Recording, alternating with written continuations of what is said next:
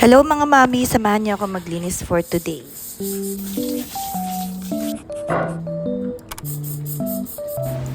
Ito ang paglilinis ng banyo ang isa sa mga gawaing bahay na kailangan mo ng maraming buwelo para sipagin ka. Kaya ayan, tatanggalin ko na lahat ng gamit dyan para maitabi, para makapag-start na tayo maglinis. So sa toilet bowl, ang ginagamit ko ay yung walang iba kundi ang Tough Toilet Bowl Cleaner. Binubuhos ko nga lang yan at ibababad sandali, siguro mga 2 minutes para makapag-start na tayo mag-isip. Iniiwasan ko lang na wag matamaan ng Tough yung mga stainless steel fixtures para hindi masira yung coating. Para naman sa seat and cover na plastic ang material, ang ginagamit ko ay yung microfiber towel para hindi magasgas. At para rin hindi matanggal yung kinta. Pag nag-umpisa na kasing magasgas yan, dyan napapasok yung dumi at mahirap na yan linisin. Nag-umpisa na nga akong mag-brush dun sa toilet bowl mismo at hindi ko muna yan ifa-flush at hahayaan ko muna ang mababad. Sunod niyan ay mag-iis-is na ako ng sahig gamit ang bunot pad ng Durabright. Nakita ko lang kasi yan gamit ng biyenan ko kaya ginaya-gaya ko na lang din. Gamit na gamit ko talaga yan kasi para ka lang nagbubunot. Para naman sa mga sulok-sulok ay gagamitan ko na yan ng brush. Para naman yan sa mga areas na hindi naaabot ng aking bunot. Sobrang useful talaga ng 4-in-1 toilet brush na yan dahil lahat yan gamit na gamit ko talaga. Ang kagandahan pa ay nakahang yan kaya hindi yan marurumihan yung ilalim yan.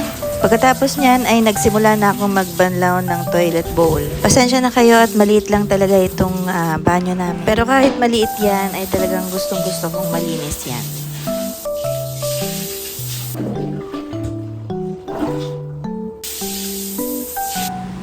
Sunod naman ay gagamit na tayo ng Seaways All-Purpose Cleaner para sa niche, sink, at saka sa shower. Ito ngayon ang ginagamit ko lalong-lalo na sa mga bathroom fixtures na stainless steel kasi hindi siya nakakasira ng coating. Hindi matapang yung ingredients nito, hindi rin siya masakit sa kamay at lalong hindi rin matapang yung amoy.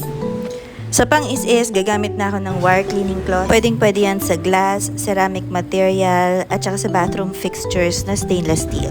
Nakakatawa talagang gamitin yan si Seaways, lalo na sa sink. Kasi pag talagang ginamit ko yan, napakakintab niyan pagkatapos. Lalong-lalo na sa mga bagong renovate dyan ng banyo, consider nyong gamitin si Seaways. Effective siya pang linis, tapos hindi rin siya ganun katapang. At saka sa mga magpaparenovate ng bathroom, i-consider nyo rin magpagawa ng niche. Kasi dyan mo na lang ipapatong yung shampoo, conditioner, sabon. Hindi ka na maglalagay ng caddy. Minsan kasi kahit sabihing stainless steel yung nabili mong caddy, sa katagalan kinakalawang pa rin. Sunod naman ay nagsimula na ako mag-is-is ng shower. Ginamitan ko na lang ng microfiber towel kasi hindi naman siya gaanong madumi.